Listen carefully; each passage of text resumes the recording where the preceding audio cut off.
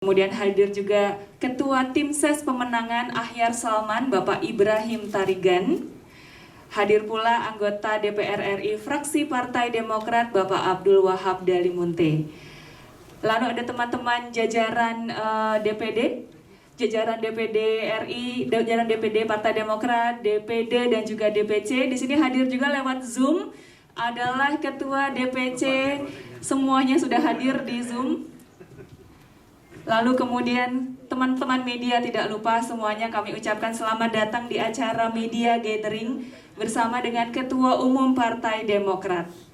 Memulai acara siang hari ini kami persilahkan kepada Ketua DPD Partai Demokrat Sumatera Utara Bapak Heri Zulkarnain untuk memberikan sambutannya.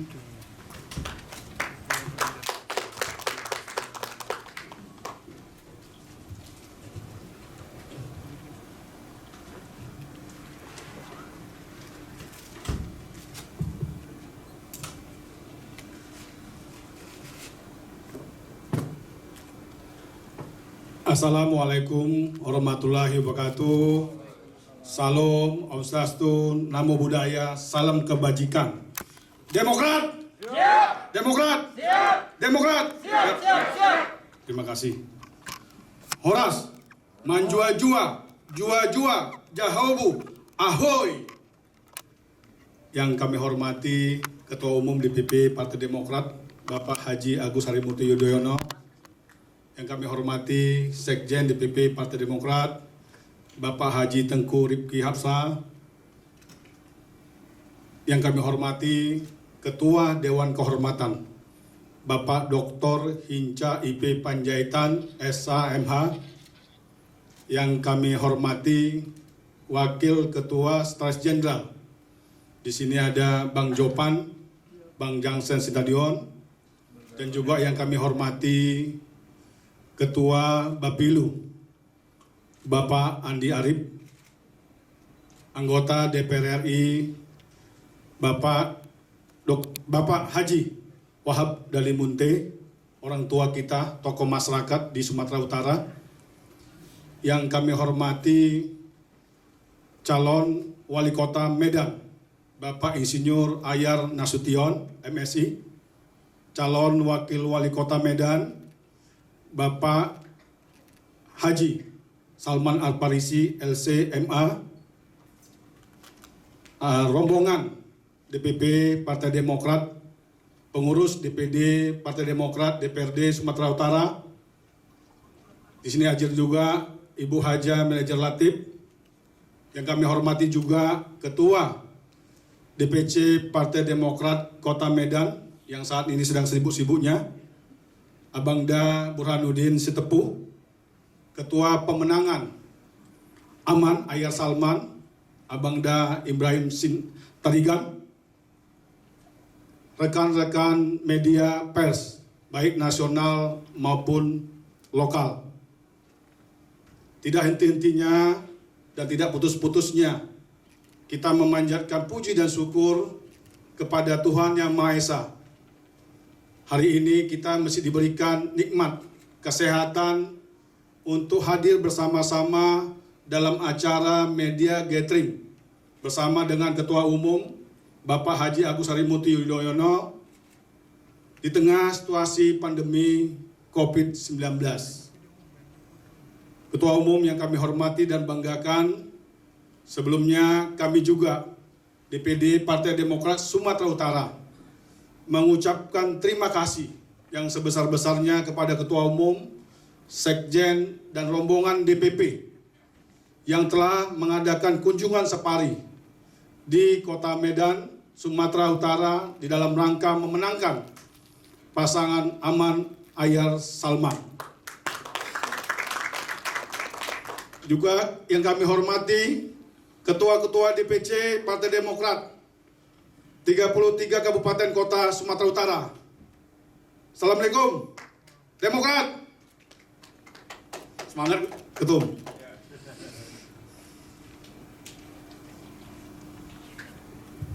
Bapak Ketum yang saya hormati dan banggakan, perlu saya sampaikan kepada Bapak bahwa secara umum di Provinsi Sumatera Utara akan melaksanakan pilkada secara serentak di 23 kabupaten kota.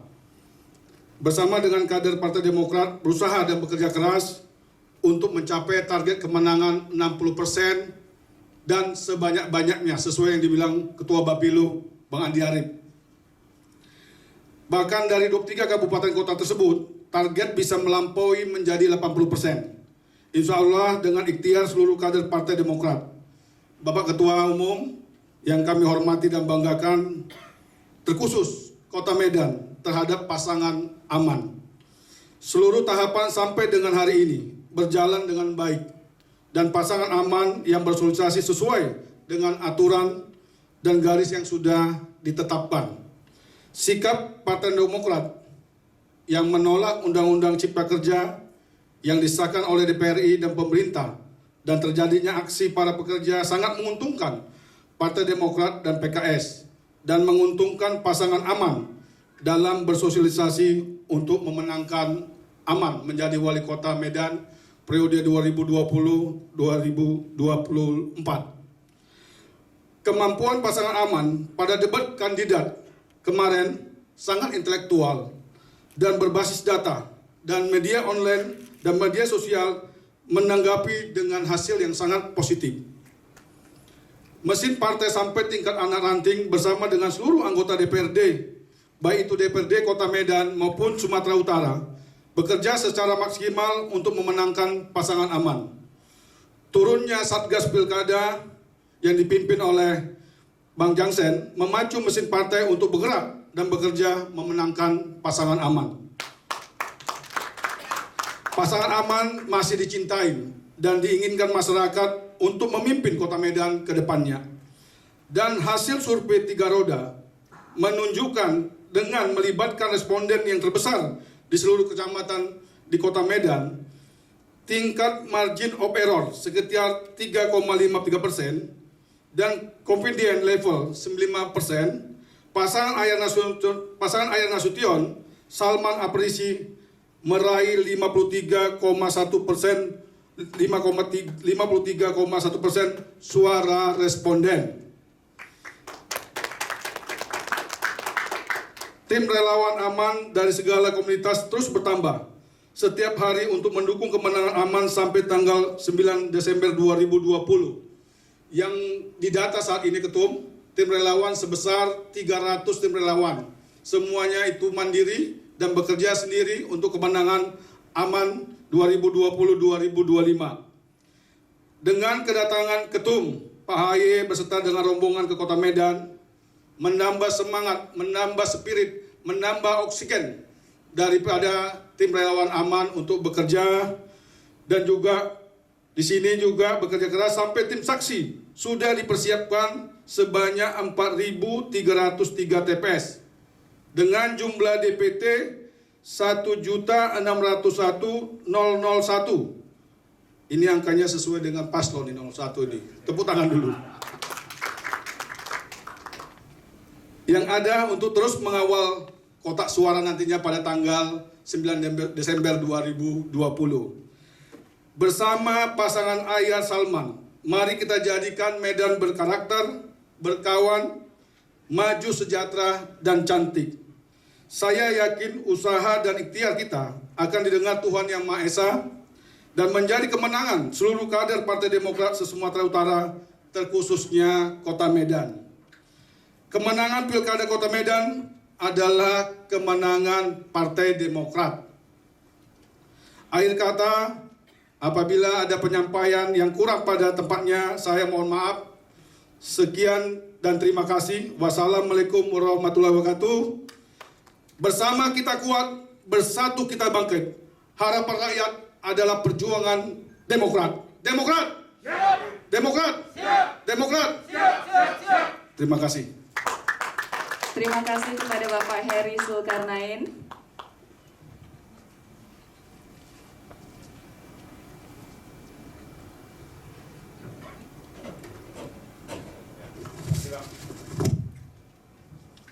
Selanjutnya kami mempersilahkan kepada calon wali kota Medan, Bapak Ahyar Nasution, yang akan didampingi oleh calon wakil wali kota Medan, Bapak Salman Al-Farisi, untuk memberikan sambutannya.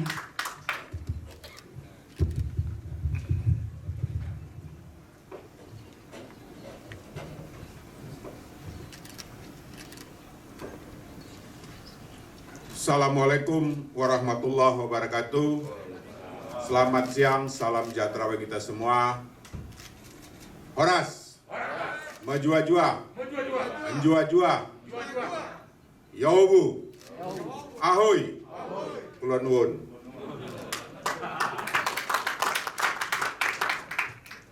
Bapak Ketua Umum DPP Partai Demokrat, Bapak Agus Harimurti Yudhoyono yang kami hormati, selamat datang di Kota Medan beserta Bapak Sekjen Tengku Rifki Harsa dan seluruh rombongan DPP Partai Demokrat, Ketua Dewan Kehormatan DPP Partai Demokrat, Bapak Dr. Hinca Panjaitan, Ketua Bapilu, Bapak Andi Arief, orang tua kita, Bapak Haji Abdul Wahab Dalimunte, saat ini berusia 83 tahun ya, Abah Wahab ya. Hah? Oh 81, 81 tambahan. Semoga dalam keadaan sehat walafiat, kawan-kawan wartawan media yang pada hari ini menghadiri acara media gathering bersama Ketua Umum DPP Partai Demokrat Bapak Agus Harimurti Yudhoyono. Saya Ahyar Nasution, calon Wali Kota Medan bersama Bapak Ustadz Haji Salman Al-Farisi selaku calon Wakil Wali Kota Medan. Secara senang hati mengucapkan selamat datang ke Kota Medan Bapak Agus Harimurti Yudhoyono. Demokrat! Siap! Demokrat! Siap! Demokrat! Siap! Siap! Siap! Bapak Ketua Umum, Kota Medan sampai saat ini kotanya aman, tenang, tentram, tidak ada gejolak sosial apapun yang terjadi di Kota Medan. Ini adalah hal-hal yang sangat kita jaga karena Kota Medan ini kotanya sangat beragam. Semua suku bangsa yang ada di Kota Medan, di Indonesia ini ada di Kota Medan.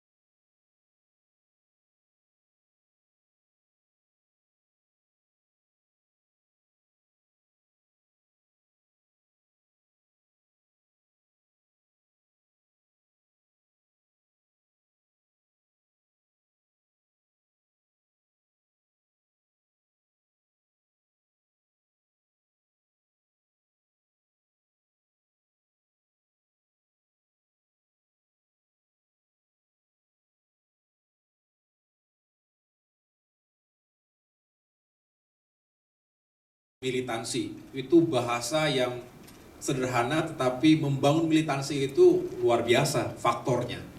Membangun militansi prajurit saja, ini berbekal pengalaman dulu di militer, tidak mudah. Dari mulai pangkat paling bawah sampai dengan pangkat tertentu, terus dibangun kekuatan mentalnya, kemudian juga karakter-karakter unggul lainnya. Nah sama, saya ingin membawa sesuatu yang baik dari profesi yang saya geluti selama 16 tahun lalu untuk juga saya bisa terapkan dalam dunia politik khususnya Partai Demokrat. Jadi kita membutuhkan sumber daya manusia termasuk para relawan yang akan bekerja dengan baik dan militan. Termasuk tadi disampaikan oleh Ketua DPD, lebih dari 4.000 TPS yang akan digelar, tentu membutuhkan banyak saksi. Saksi dalam, saksi luar.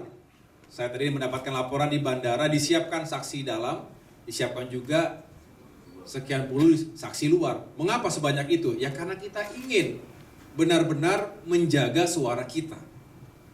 Tidak boleh kita lengah, kemudian hanya karena alasan teknis, tidak ada orang, tidak ada saksi, kemudian kita merasa dirugikan di salah satu TPS atau di tempat-tempat tertentu. Nah tentu ini semua harus diantisipasi dan dimitigasi. Caranya siapkan para saksi tadi yang benar-benar bisa menjalankan tugasnya dengan sebaik-baiknya. Jadi penekanan saya pada acara konsolidasi ini, para kader, tentu bukan pada strategi pemenangan. Karena saya sudah yakin semua strategi sudah dijalankan. Betul, Bapak Ibu sekalian? Ada yang belum dijalankan? Masih ada? Yang nggak perlu disampaikan di sini. Ya strategi itu ada yang diketahui dan ada yang tidak diketahui. Kalau strategi dibongkar semua, namanya bukan strategi, namanya pengumuman. Betul? Strategi taktik itu ada secrecy-nya, nilai rahasianya, pendadakannya, kecepatannya, dan lain sebagainya. Saya paham, secara umum sudah dilakukan. Ada operasi udara, ada operasi darat. Operasi udara itu misalnya menggunakan media sosial. Kemudian juga tentunya operasi darat meliputi bagaimana kita sebanyak-banyaknya melakukan canvassing. Tadi saya dengar sudah ratusan ribu dilakukan door-to-door campaign. Itu juga sangat penting. Walaupun tentu dalam situasi yang sulit. Kita tahu, jangankan bertemu secara langsung, bertemu dari jauh saja kita masih deg-degan ini di masa COVID seperti ini. Tetapi tentu tidak bisa kita abaikan kepentingan kita untuk memenangkan hati, pikiran, dan suara masyarakat kita dengan cara tatap muka secara langsung. Jika terbatas jumlah audiens yang bisa dihadirkan dalam satu acara, maka kita yang harus turun lebih banyak lagi. Lebih banyak titik yang kita sambangi. Lebih banyak lagi tokoh masyarakat dan juga kita dekati. Ini adalah strategi-strategi yang saya yakin sudah dilakukan oleh pasangan Aman, oleh struktur partai, dan tentunya oleh para relawan. Sekali lagi saya tidak akan memperlebar atau penjabaran atau melakukan penjabaran terhadap itu semua. Saya hanya ingin menitipkan beberapa pesan. Yang pertama tentu kita harus bangun soliditas dan kekompakan. 2 minggu terakhir ini masa-masa kritis, masa-masa yang menentukan. Kalau dibilang panjang, tidak panjang waktunya. Tapi kalau dibilang pendek, rasanya masih banyak hal yang bisa kita lakukan. Jadi tergantung kita melihat 2 minggu ini. Kalau saya melihatnya 2 minggu adalah upaya terakhir, jangan ada lagi yang ditahan-tahan. Kalau ada yang merasa belum tuntas, segera tuntaskan, segera lakukan aksi di lapangan sehingga yakin pada tanggal 9 Desember nanti sebanyak-banyaknya warga Kota Medan yang datang ke TPS untuk mencoblos, dan tentunya pilihan itu adalah di nomor 1. Nomor berapa? 1. Pasangan Aman. Tepuk tangan untuk kita semuanya. Begitu pula di daerah-daerah lain ya, saya juga nggak boleh melupakan di daerah-daerah lain juga banyak yang melakukan pilkada. Sama prinsipnya. kebetulan saja saya berada di Medan, tentu saya secara spesifik menyampaikan situasi kota Medan. Nah, kemudian setelah menggiring massa ke TPS, tentu yakinkan penjagaan suara tadi. Ya, jangan sampai kita menjadi korban dari kecurangan yang dilakukan secara TSM. Apa itu TSM? Apa? Bukan Trans Studio Mall, bukan ya? TSM itu terstruktur, sistematis, dan masif. Jangan sampai kita menjadi korban itu.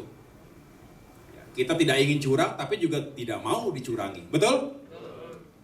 Kita harus berani menyuarakan kebenaran. Karena kalau demokrasi kita dibajak oleh kecurangan-kecurangan dilakukan oleh siapapun, artinya sama saja hak-hak rakyat Kota Medan juga dibajak oleh mereka-mereka yang menggunakan cara-cara yang tidak dibenarkan secara hukum di negara kita.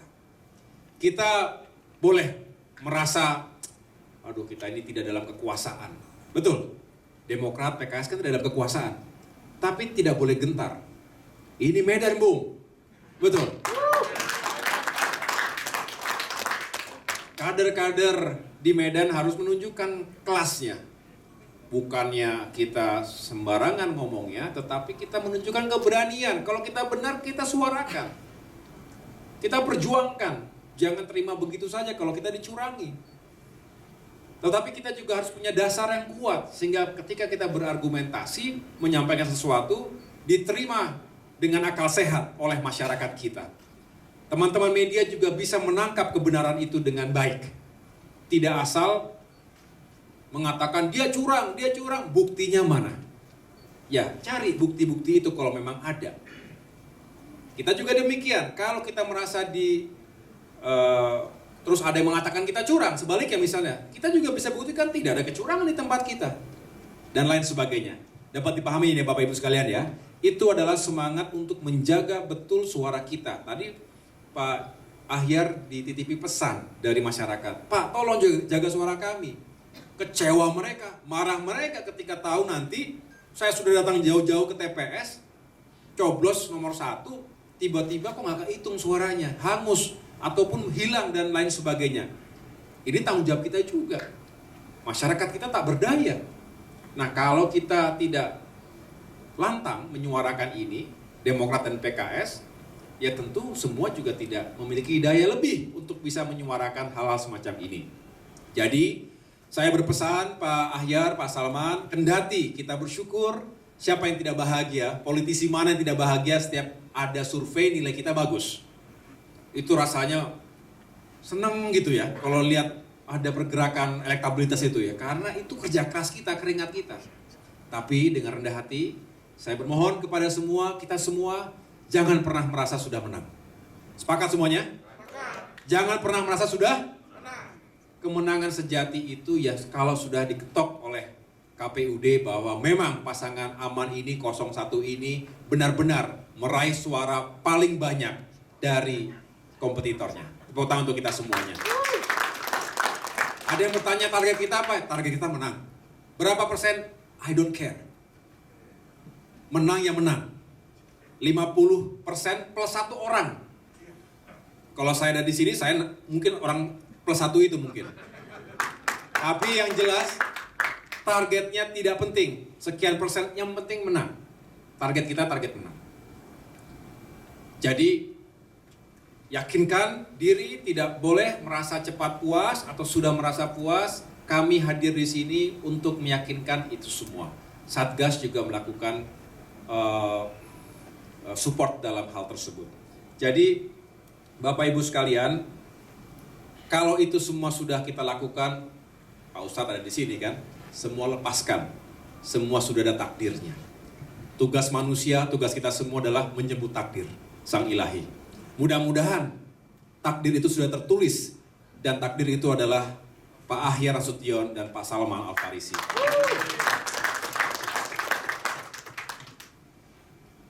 Kalau teman-teman wartawan bertanya, kenapa AHY datang ke sini? Ya tadi saya katakan spesial.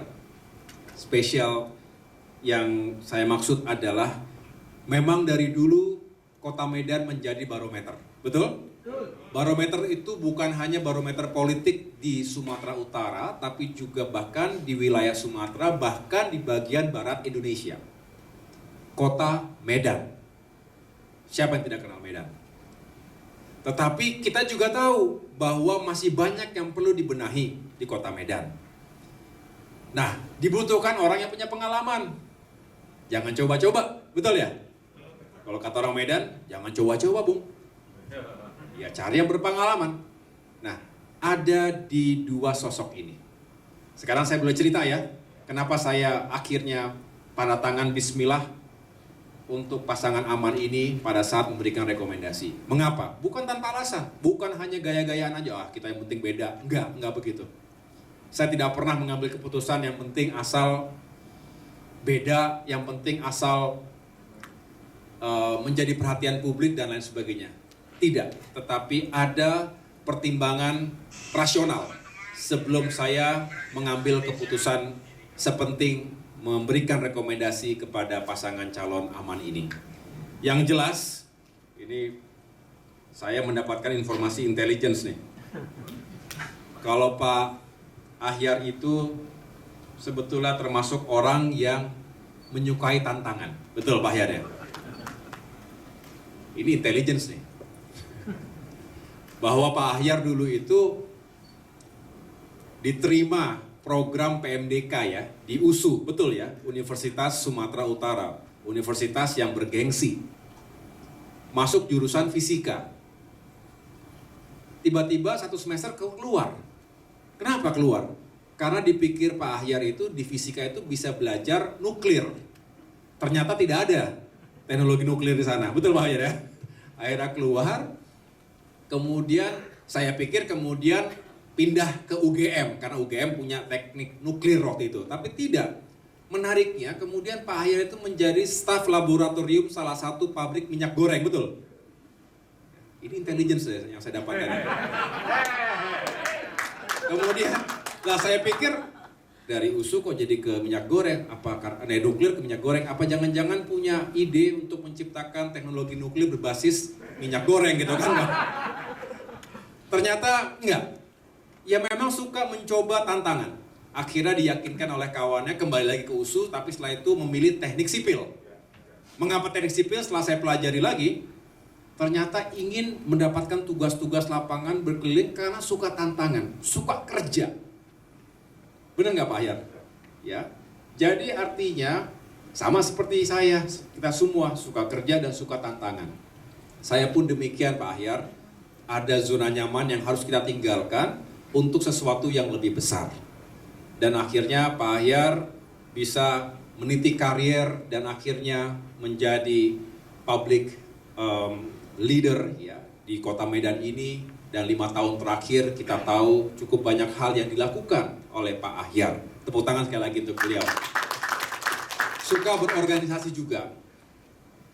Kesamaannya sama-sama ketua OSIS kita. Kalau saya ketua umum OSIS di SMA Taruna Nusantara Magelang, kalau Pak Ahyar di SMA 3 kalau nggak salah ya, betul? SMA Negeri 3. Artinya dari muda pun suka berorganisasi. Begitu. Jadi tidak salah kemudian orang yang suka berorganisasi, orang yang cerdas tadi PMDK masuk USU, kemudian orang yang menyukai tantangan, kemudian menjadi pemimpin Kota Medan. Apa salahnya kalau begitu? Pak Salman sekarang. Pak Ustadz ya. Lapor intelijen lengkap dari Pak Salman. Enggak, kalau Pak Salman ini yang jelas Ustadz ya. Kemudian juga tentunya sebagai turun gunung sudah menjadi wakil rakyat yang terhormat, tetapi mau untuk bergandengan tangan bersinergi dengan Pak Ahyar.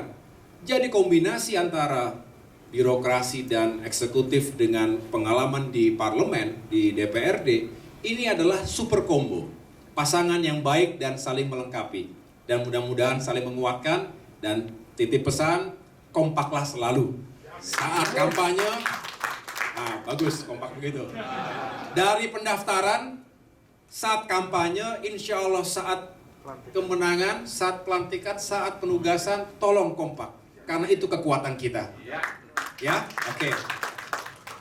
Yang lain-lain perlu nggak saya sebutkan di sini. Jadi selain itu juga Pak Ahyar ini kan senang berkebun ya, berladang, betul ya? Dengan keluarga, dan itu semua juga harus kita lakukan supaya kita ini hidup imbang antara kerja, antara alam, dan juga untuk menghadirkan kreativitas-kreativitas. Jadi sejak awal mengapa saya putuskan akhirnya Pak Ahyar dan Pak Salman, karena saya ingin mempercayakan bagaimana menata pembangunan di Kota Medan ini, menjadi arsitek pembangunan yang sesungguhnya.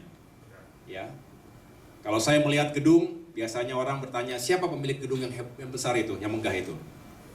Kalau saya lebih tertarik siapa arsitek dari gedung itu, karena arsitek tentunya memiliki konsep, memiliki desain, dan bisa mengeksekusi sebuah mimpi besar menjadi kenyataan. Dan saya berharap arsitek Kota Medan 5 tahun ke depan adalah Pak Ahyar dan juga Pak Salman.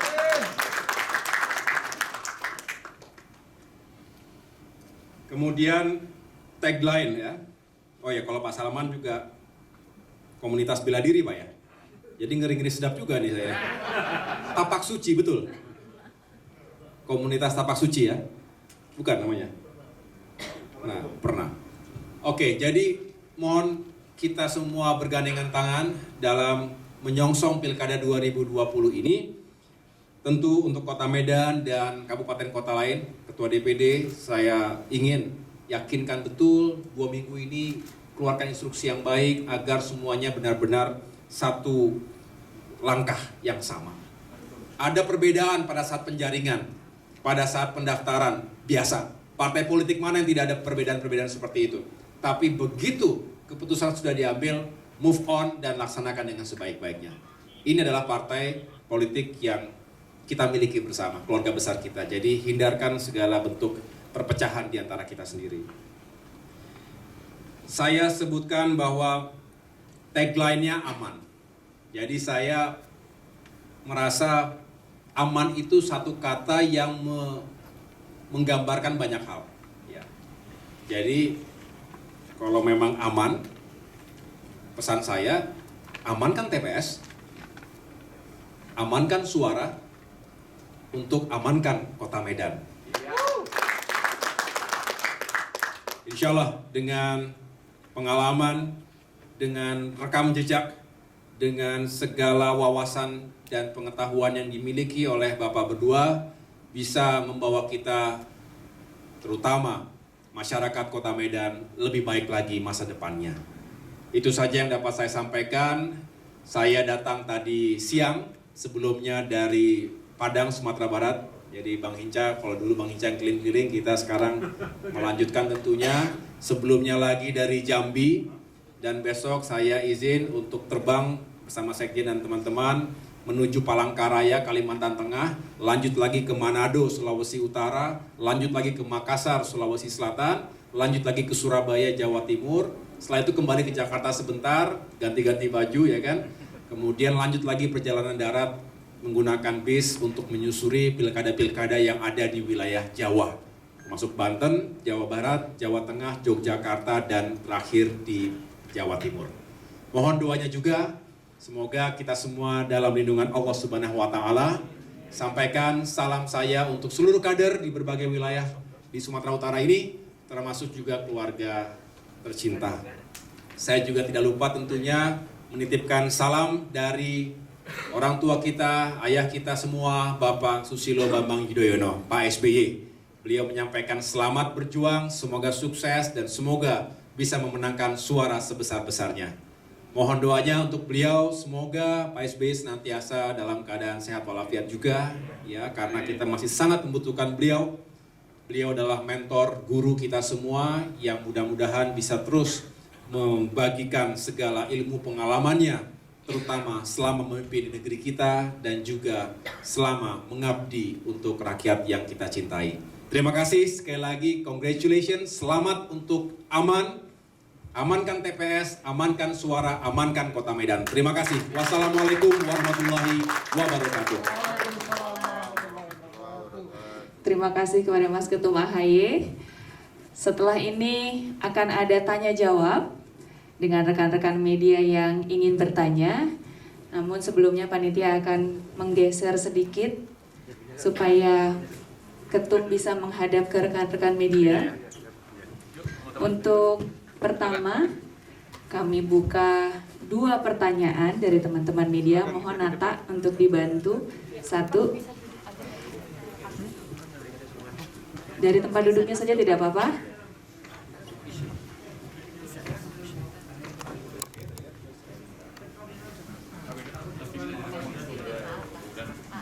Baik, silakan. Mohon untuk karena kehadiran Ketum AHY ke sini untuk Pilkada 2020, kami mohon untuk pertanyaan dari rekan-rekan wartawan juga seputar kedatangan Mas AHY dan Pilkada 2020. Silakan Mas untuk sebutkan nama, medianya, lalu kemudian pertanyaannya. Terima kasih. Masih ada Bang Hinca. Assalamualaikum warahmatullahi wabarakatuh. Saya Agus dari CNN Indonesia TV. Pertanyaan saya pertama, memang kami sebagai jurnalis melihat proses pada masa kampanye terutama semua partai mengerahkan kekuatan tokoh-tokoh nasional, tokoh-tokoh politik nasional yang dimilikinya. Tapi sebetulnya kalau head to head, sebetulnya Mas AHY, pasangan aman, kedatangan tokoh nasionalnya menurut kami belum banyak. Mungkin hari ini Demokrat mengerahkan banyak, tapi lawan sudah mengerahkan banyak dan sudah beberapa kali tokoh nasionalnya datang lagi. Nah, apakah kemudian Partai Demokrat juga akan melakukan hal yang sama, akan mengerahkan lebih banyak dan berkali-kali, masih ada 2 minggu tentu saja masih bisa datang lagi. Dan ini tentu saja walaupun hasil internal, evaluasi internalnya memang kabarnya tidak berpengaruh kedatangan tokoh-tokoh nasional ini. Jadi memang agak bertolak belakang fakta dan kerja-kerjanya. Kemudian Bang Andi Arief dalam tweetnya menyebut ada dugaan tidak netralnya sejumlah katakanlah penyelenggara. Kemudian kemarin surat suara pasangan aman ini agak sedikit gelap. Nah, ini artinya ada juga hambatan dan halangan bagi pasangan ini. Optimisme yang luar biasa tadi, apalagi optimisme yang akan dikerahkan oleh Pak AHY dan pasukan Demokrat untuk lebih menambah hasil survei, katakanlah yang setidak-tidaknya bertahan. Kalau menang dari 53 udah menang, tapi setidak-tidaknya bertahan di angka itu. Terima kasih. Baik, terima kasih Mas Agus. Kebetulan namanya sama ya. Satu lagi sebelum Mas AHY menjawab pertanyaan. Sebelah sini, silakan.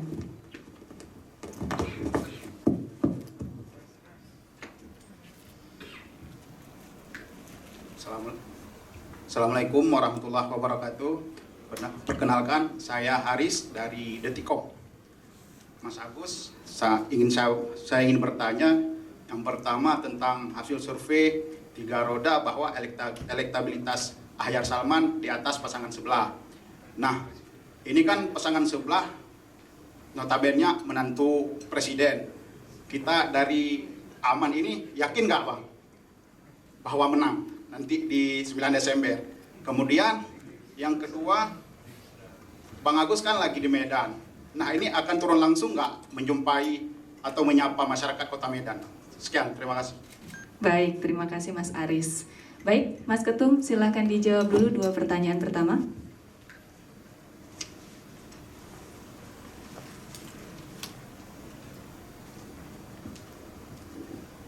Baik.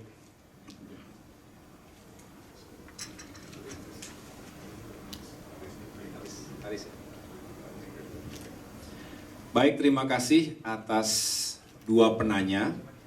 Yang pertama tadi dari Bang Agus, mana Bang Agus tadi? CNN Indonesia. Pertanyaannya, semua parpol telah menurunkan tokoh-tokohnya. Ada tokoh nasional, ada tokoh di provinsi dan lain-lain. Terus kira-kira Partai Demokrat melihat perimbangan seperti ini bagaimana? Apakah kemudian akan melakukan hal serupa atau seperti apa? Dan bagaimana tetap optimis untuk bisa memenangkan pasangan calon aman ini? Begini, Bang Agus, yang jelas setiap parpol itu pasti punya strategi masing-masing. Kami sendiri punya strategi umum maupun strategi khusus. Ada yang dibuka ke publik, ada yang kami tutup rapat. Itulah alam dari sebuah strategi dan taktik. Yang jelas, kedatangan hari ini saya di Kota Medan juga untuk menunjukkan betapa kami serius dan ingin memberikan support secara moral. Kalau ditanya perbandingan jumlah, misalnya pasangan sebelah sudah menurunkan berapa tokoh nasional, sedangkan di pasangan 01 mungkin hanya beberapa. Wajar, mengapa? Karena 01 ini hanya ada 2 parpol, Demokrat dan PKS. Tapi yang jelas Partai Demokrat tidak mengirimkan siapa-siapa, ternyata, dan yang datang adalah ketua umumnya sendiri. Hari ini saya datang sendiri. Ada sekjen tambahannya, ada Dewan Kehormatan dan lain semuanya. Artinya juga kami serius. Tetapi sejak awal, kalau PKS sudah ya, Pak Sekjen ya, oke, karena kemarin juga ada perubahan ketum ya, dan lain sebagainya, atau Presiden PKS. Tapi yang jelas, kami melihat namanya pilkada itu memang sentralitasnya berada pada paslon. Mau dikirim 100 tokoh nasional, kalau paslonnya tidak bisa meyakinkan warganya, kan yang dipilih paslonnya, bukan AHY, bukan tokoh lain, betul? Makanya tadi saya di awal bicara, mudah-mudahan saya ini menambah semangat, itu yang paling bisa saya berikan, menambah semangat si paslon. Karena pada ujungnya yang memulai dan mengakhiri adalah paslon, dibantu oleh kita semuanya. Dibantu oleh partai politik pengusung, dibantu oleh relawan, dan dibantu oleh jaring-jaring lainnya. Dan berbicara parpol, ini tekad saya dari awal, saya tidak ingin melepaskan begitu saja. Bisa nggak kita lepaskan begitu saja? Boleh-boleh saja. Toh sudah selesai tugas kita. Sejak didaftarkan ke KPUD, itu berarti sudah menjadi domain partai politik di tingkat provinsi maupun kabupaten kota. Tapi sekali lagi saya mengatakan DPP harus turun tangan. Karena ini adalah kerja kita semuanya. Karena kita adalah keluarga besar. Kalau salah satu anggota keluarga kita ada yang sedang berjuang, masa mungkin kita bisa tenang enak makan di Jakarta, kemudian tidak cawe-cawe, tidak ikut turun tangan, begitu ya. Tetapi sekali lagi bukan untuk ngerecokin, tetapi untuk menambah semangat. Itu tujuan kami. Jadi, kalau ditanya apakah kemudian tetap optimis, insya Allah Bang Agus, kita harus terus memiliki optimisme, tetapi optimisme yang rasional. Karena optimisme yang keluar batasnya menjadi melebihi takarannya ya. Optimisme yang seolah-olah sudah mendahului kehendak yang maha kuasa itu juga tidak bagus. Tapi takabur ya, kalau menjadi takabur itu tentu tidak baik ya buat semuanya. Tetapi saya senang sejak awal disampaikan kita tidak boleh merasa cepat puas, kita terus ingin berikhtiar, ingin menjemput takdir yang baik dengan cara-cara yang baik pula. Karena niatnya baik, beliau berdua niatnya baik. Jangan sampai kemudian dinodai oleh cara-cara yang tidak baik. Tetapi sekali lagi kita juga menolak untuk menjadi korban kecurangan ataupun perlakuan-perlakuan yang tidak adil di negerinya sendiri. Kota Medan, kota kita semua. Sumatera Utara, provinsi kita semua. Indonesia, negara kita semua. Tidak boleh ada yang dispesialkan. Siapapun dia. Setiap warga negara punya hak dan kewajiban yang sama. Dan saya yakin Pak Ahyar dan Pak Salman sedang menggunakan haknya sebagai warga negara. Haknya untuk dipilih. Dan kita berikan hak seluas-luasnya kepada masyarakat Kota Medan untuk memilih pemimpinnya. Mudah-mudahan itu terjadi. Harapan dan aspirasi rakyat bisa diwujudkan dan tentunya jika Bapak berdua terpilih, jadilah pemimpin yang amanah, yang adil, yang bisa mesejahterakan masyarakat Kota Medan. Amin.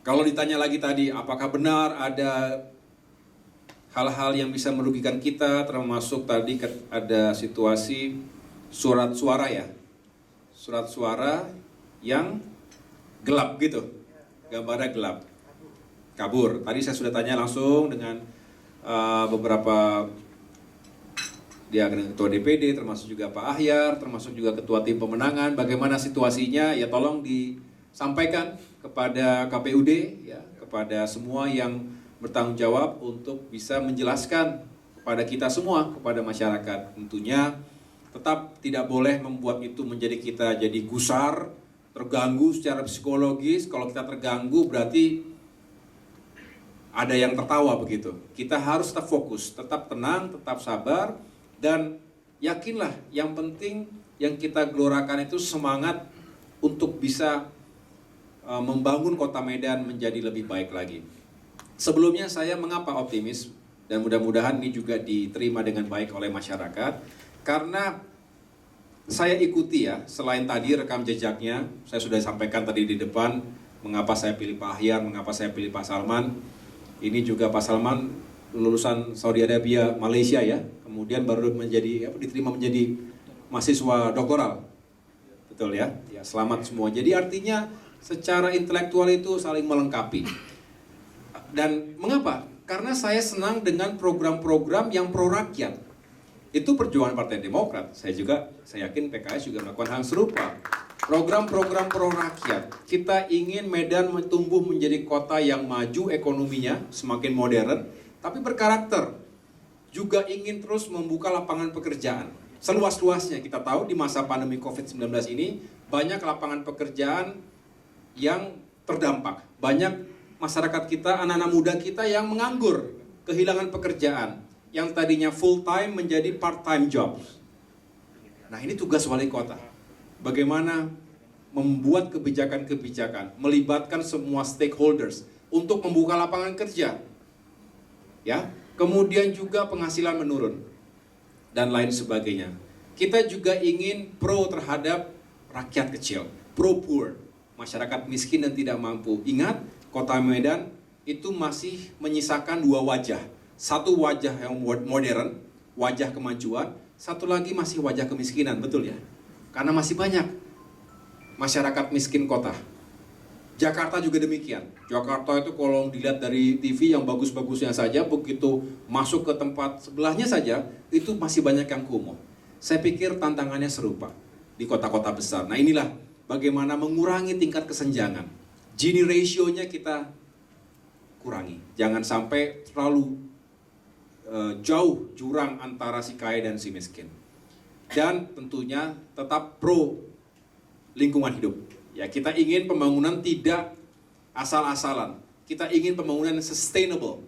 Dan itulah diharapkan dengan adanya insentif-insentif dari kebijakan-kebijakan tertentu, sehingga masyarakat itu semakin bersemangat untuk menjaga kebersihan, ketertiban, dan kelestarian lingkungan hidupnya. Karena bumi kita ya kita sendiri yang merawatnya. Jadi cukup banyak program-program pro rakyat yang membuat saya tetap yakin dan optimis. Kalau itu semua bisa dijelaskan dengan baik oleh paslon dan kita semua, masyarakat itu juga akan semakin memahami, menyadari, dan pada akhirnya ya kalau begitu ya pilih nomor 1 kalau program-programnya juga memang masuk akal dan juga meningkatkan kesejahteraan mereka.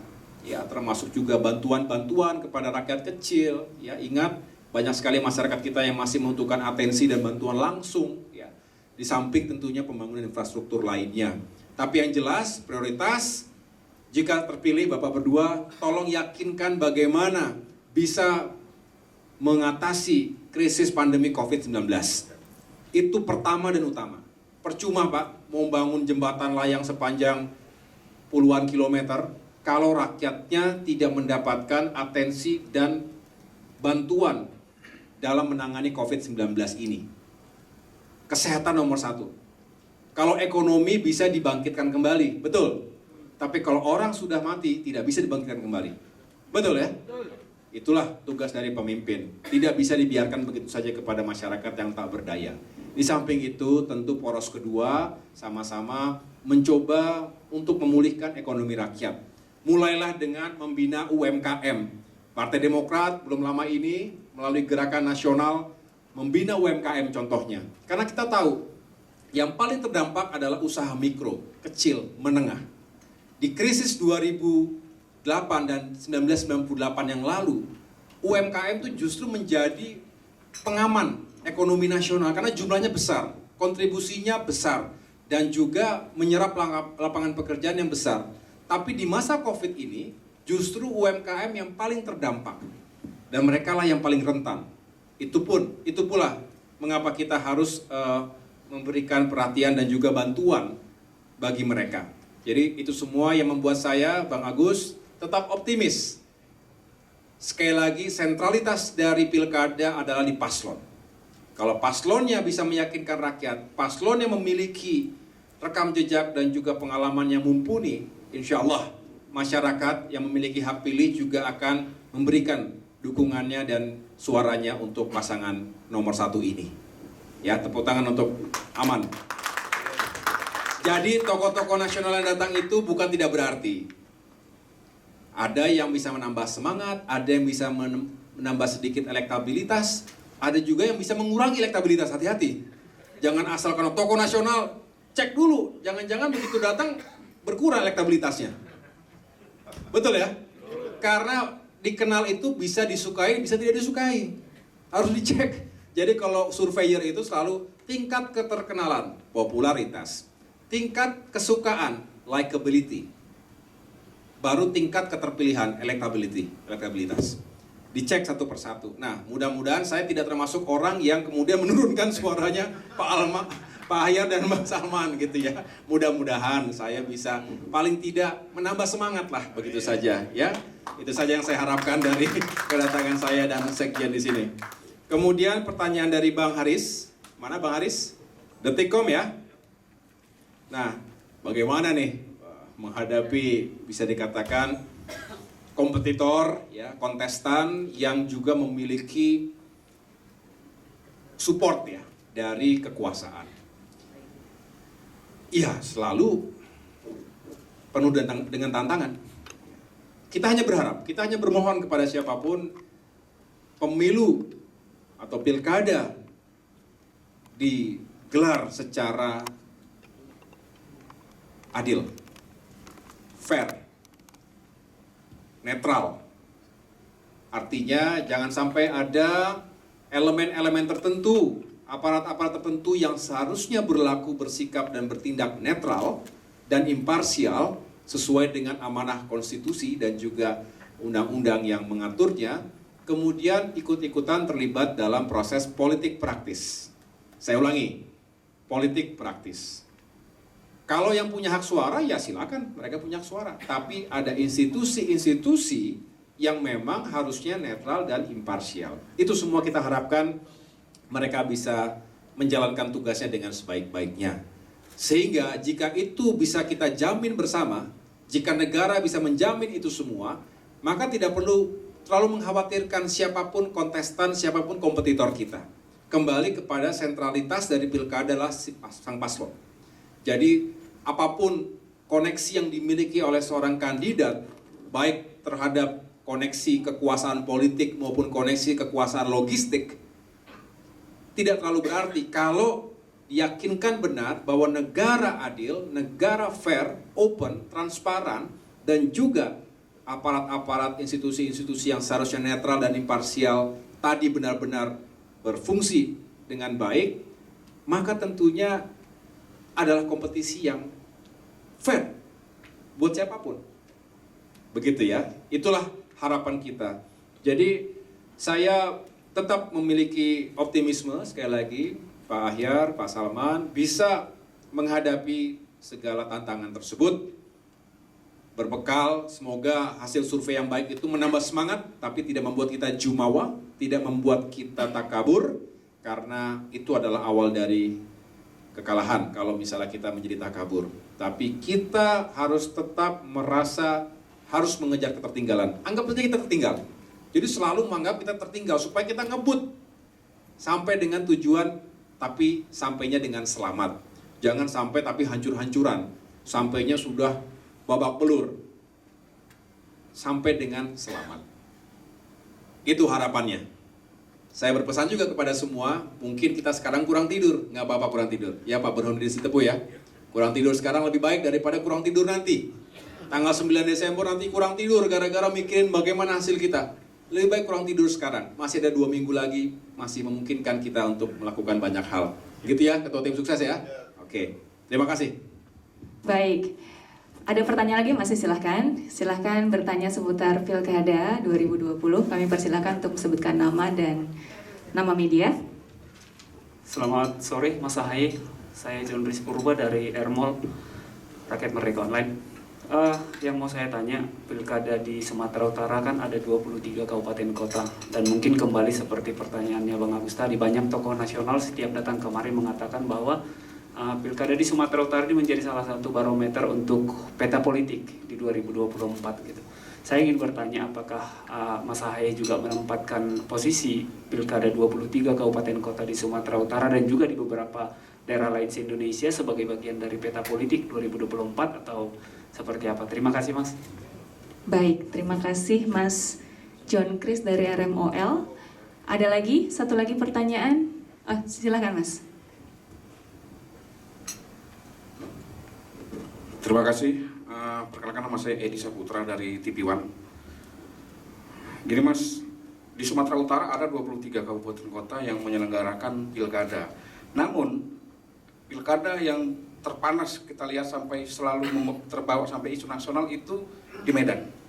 Apakah Demokrat sendiri menilai apakah di Medan ini yang memang harus paling terpanas atau di daerah-daerah lain gimana? Karena bukan apa-apa, sampai tokoh-tokoh nasional loh di sebelah itu hadir. Demokrat ketumnya langsung hadir ke Medan. Nah, sementara di daerah-daerah lain yang 22 kabupaten kota itu bagaimana? Terima kasih. Baik, terima kasih Mas. Silakan Mas Ketum untuk dijawab 2 pertanyaan berikutnya. Oke. Yang pertama Bang John Rizky Purba, RMOL ya Bang ya? Iya, pertanyaannya apakah hasil dari pilkada di 23 kabupaten kota se-Sumatera Utara ini punya pengaruh terhadap peta politik 2024? Saya rasa pasti ada pengaruhnya. Sebesar apa pengaruh itu tentu tergantung dari bagaimana tingkat kesuksesan setiap parpol dalam pilkada serentak tahun ini, dan tentunya di pilkada selanjutnya termasuk pada saat pemilihan anggota legislatif. Tapi logikanya kan bisa disederhanakan, kalau semakin banyak kita memiliki kepala daerah, terutama di wilayah Sumatera Utara yang jumlah penduduknya terbesar nomor berapa di Indonesia? 5. Jumlah DPC ataupun kabupaten kotanya kan ada 23. Saya ulangi, 33. Saya ulangi, 33.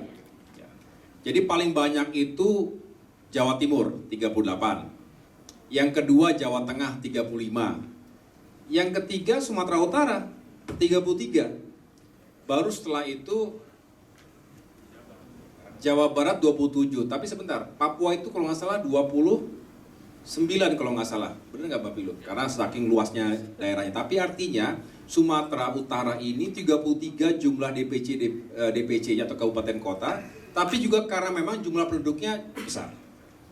Artinya kalau parpol-parpol, tokoh-tokoh melihat Sumatera Utara sebagai wilayah yang penting, strategis, ya tentu banyak alasannya, termasuk kami. Jadi tentu Bang John Rizky Purba, kami ingin memiliki kesuksesan di Sumatera Utara. Kalau makin banyak kami memiliki kepala daerah, maka mudah-mudahan makin bisa menambah jumlah konstituen Partai Demokrat. Kalau itu yang terjadi, maka kita juga berharap akan lebih banyak lagi suara yang bisa diperoleh para calon anggota legislatif nanti. Baik caleg tingkat pusat, DPR RI, kita punya 2 sekarang, Pak Abdul Wahab Dalimunte misalnya, dan Bang Hinca Panjaitan. Saya ulangi, dengan Bang Joni Allen Marbun, hari ini nggak bisa hadir. Kita punya 3, betul ya? Kita pernah punya berapa Pak di sini? Pernah punya 10. Gagah nggak itu? Gagah. Ya, mudah-mudahan kita bisa ngarah ke sana lagi. Terjadi peningkatan. Gimana para kader? PKS nggak apa-apa ya saya ngomong gini ya. Karena kebetulan nanya kepada ketum Demokrat, jadi jawabannya jawaban Demokrat. Saya nggak bisa mengatasnamakan PKS. Sama-sama lah begitu. Tapi ya, itu kan semua butuh kerja keras. Tapi langkah-langkah menuju sana harus kita siapkan dengan baik. Jadi arahnya, politik di Indonesia itu sangat ditentukan oleh suara di parlemen. Contoh, RUU Cipta Kerja Omnibus Law. Siapa yang tidak mengikuti? Saya rasa semua mengikuti. Rasanya geram juga kita, karena kita nggak punya suara. Maksudnya, yang punya suara itu adalah mereka yang ada dalam parlemen. Nah, kalau jumlahnya terbatas, hari ini selantang-lantangnya Partai Demokrat bersuara menolak RUU Ciptaker Omnibus Law yang kita anggap cacat prosedur dan juga cacat substansi. Saya tidak jelaskan untuk persatu apa yang menjadi cacat substansi tersebut, tetapi itu pandangan kami. Selantang-lantangnya kami kurang suaranya. Demokrat dan PKS menolak di Senayan. Udah ditambah-tambah satu persatu, ya kurang suaranya. Yang dihadapi adalah kekuatan yang besar. Itulah kami bermohon kepada masyarakat Indonesia, jika ke depan kita ingin bisa lebih didengar lagi suaranya di parlemen, seperti tahun 2009, Partai Demokrat memiliki 148 anggota DPR RI. Menentukan sekali, signifikan sekali. Sekarang hari ini kita memiliki 54, tapi oke. Yang penting kita menyuarakan itu semuanya. Sampai dengan kita walk out dari parlemen. Karena ingin tetap menyuarakan suara rakyat dalam konteks rancangan undang-undang Cipta Kerja yang sangat kontroversial itu. Ya. Saya menyontohkan betapa kita ingin menambah suara kita di lapangan sehingga kontribusinya adalah suara kita di parlemen. Karena itulah sistem politik yang berlaku di negara kita. Apalagi kita hari ini termasuk PKS, Demokrat dan PKS ini kan berada di luar pemerintah nasional. Jadi suara yang bisa kita lakukan menyampaikan itu tentu melalui parlemen. Karena kita tidak dalam pemerintah nasional. Tidak apa? Itu adalah realitas politik. Yang jelas, ikhtiar kami memperkuat, menambah jumlah kepala daerah. Karena kita juga ingin tetap berkiprah untuk masyarakat kita. Kendati tidak di tingkat pemerintah nasional, tetapi langsung menyentuh di berbagai daerah termasuk di Kota Medan. Itu apa tadi yang ditanyakan oleh Bang John Riz Purba kaitan 2020 ini dengan 2024. Kemudian yang berikutnya adalah Bang Edi Saputra dari TV One, betul ya? Serupa tadi ya pertanyaannya ya. Jadi kenapa Medan sampai turun langsung? Kok yang lain enggak begitu, kurang lebih begitu ya. Pertama memang mohon dimaklumi oleh semua kader, keterbatasan waktu dan kesempatan. Pun tidak ada COVID, tetap saja berat sekali untuk bisa berkunjung ke 250 pilkada yang Partai Demokrat ikuti tahun ini. Tentu ada titik-titik pilkada yang kita datangi, termasuk Kota Medan hari ini. Mengapa? Sekali lagi karena memang memiliki nilai strategis tertentu dan sekarang sorotannya kan juga sangat luas. Jadi pilkada di Medan ini tentu tidak hanya dibatasi garis batas kota, tapi juga sampai Jakarta, sampai tingkat pusat. Jadi tentu ini ikhtiar yang kita lakukan untuk bisa meyakinkan bahwa perjuangan kita di Kota Medan ini juga bisa sukses insya Allah sampai dengan tanggal 9 Desember nanti. Begitu. Baik, terima kasih Mas Ketum. Kalau masih ada yang bertanya lagi, mungkin satu lagi terakhir sebelum kita akhiri. Kalau sudah cukup, baik. Sudah cukup Mas Ketum, mungkin bisa menyampaikan terima kasih kepada teman-teman media.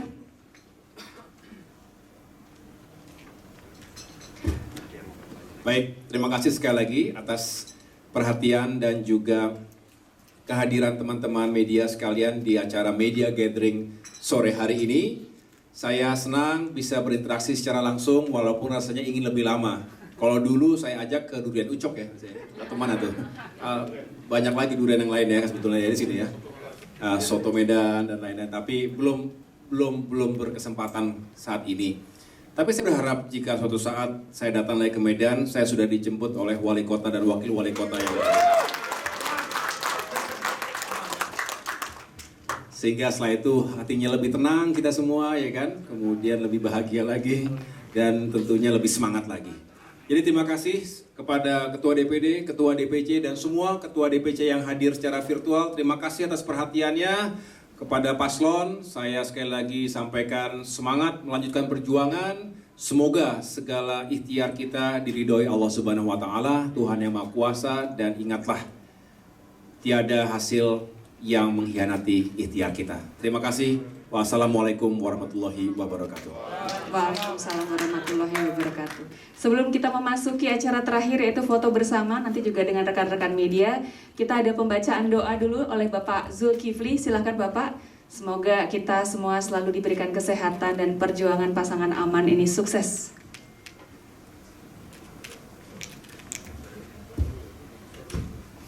Assalamualaikum warahmatullahi wabarakatuh. Untuk mendapatkan rahmat dan ridha Allah dalam acara ini, mari kita berdoa bersama dan izinkan saya memimpin doa ini dengan cara Islam. Bismillahirrahmanirrahim. A'udzu billahi minasyaitonir rajim. Bismillahirrahmanirrahim. Alhamdulillahirabbil alamin. Assalatu wassalamu ala asrafil anbiya'i wal mursalin sayyidina wa maulana Muhammadin wa ala alihi wa sahbihi ajma'in. Allahu ya malikul quddusus salamul mu'minun muhaiminun azizul jabbar. Allahu ahad Allahus samad lam yalid wa lam yulad wa lam yakul lahu kufuwan ahad. Allahu ya Razzaq ya Wahhab ya Razzaq ya Wahhab ya Razzaq ya Wahhab. Wahai Allah, Kaulah pemilik jagat alam semesta ini. Tiada daya dan upaya yang dapat kami lakukan kecuali telah mendapatkan restu darimu. Ya Allah, berikanlah kekuatan kepada Mas Agus Harimurti Yudhoyono untuk tetap konsisten bergerak untuk kemaslahatan umat. Berikanlah kami Partai Demokrat ini kebersamaan dan keteguhan hati untuk tetap bersama dengan umat ini. Dan berikanlah pasangan aman untuk kemenangan di Pilkada di 2020 ini, ya Allah. Allahu ya Razzaq, ya Wahhab, ya Razzaq, ya Wahhab. Kekuasaan hanya milik-Mu, ya Allah, yang akan Kau titipkan kepada kami. Rabbana zalamna anfusana wa in lam taghfir lana wa tarhamna lanakunanna minal khasirin. Rabbana atina fid dunya hasanah wa fil akhirati hasanatan wa qina azabannar. Sallallahu wasallam alaihi walhamdulillahi rabbil alamin. Assalamualaikum warahmatullahi wabarakatuh. Terima kasih Bapak Zulkifli. Baik, sekarang adalah sesi foto bersama. Dimulai dulu dengan Mas Ketum, dengan Paslon Bapak Ahyar dan Bapak Salman. Kami persilakan. Lalu kemudian berikutnya nanti diikuti oleh jajaran Ketua DPD. Mohon untuk